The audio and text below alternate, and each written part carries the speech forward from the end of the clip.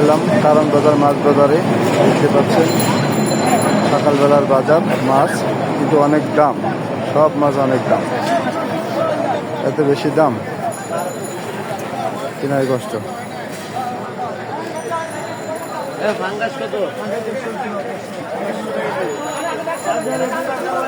কত দেখছি ঘুরে ঘুরে।